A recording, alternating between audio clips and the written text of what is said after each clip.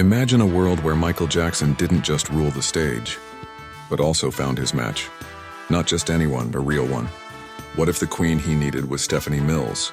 This ain't just fan fiction. The chemistry was real, and the world slept on what could have been the most iconic couple in music history. Let's uncover what almost was, and why they still might be the GOAT duo that never happened. Stephanie wasn't like them other girls. She had that grown woman softness, mixed with strength. She would have held him down emotionally, spiritually, and artistically. She understood fame, pressure, and pain. It's a rare combo, let's be honest. MJ would have been trying to get close, and Stephanie, she was definitely ready to match that frequency. That skirt wasn't just sitting still for no reason. You know the vibe. Why the industry may have slept on this potential love story. How the story would be reshaped black celebrity culture. In the 80s, Stephanie's own words and interviews that hint at what might have been.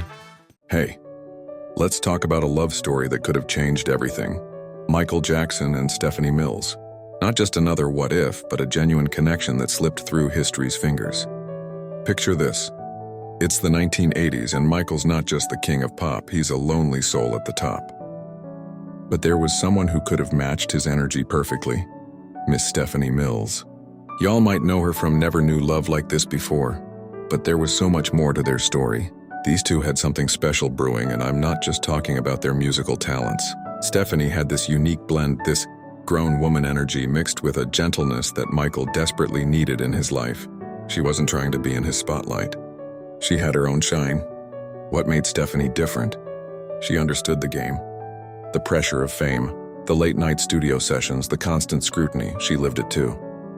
When everyone was trying to get a piece of Michael, she could have been his sanctuary, you feel me? The chemistry? Oh, it was electric. During their performances together, you could cut the tension with a knife. Stephanie would do her thing on stage, and Michael, he couldn't keep his eyes off her.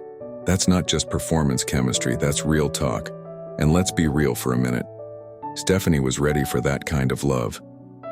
In her interviews years later, she'd drop these little hints about Michael, always with this smile that said more than words ever could. Michael was special, she'd say, and you could hear the weight in those words. Think about how different the 80s could have been. Instead of all those tabloid stories about Michael's personal life, we might have had this powerful black love story in the spotlight. Two musical powerhouses supporting each other, creating together, loving each other through the madness of fame. The industry might have missed this boat, but the signs were all there. When they were together, Michael seemed more grounded, more himself. And Stephanie? She had this protective energy around him that he desperately needed. You know what's wild? Even today, when people talk about Michael's love life, they rarely mention Stephanie. But those who know. This wasn't just another almost relationship, this could have been the love story that changed everything.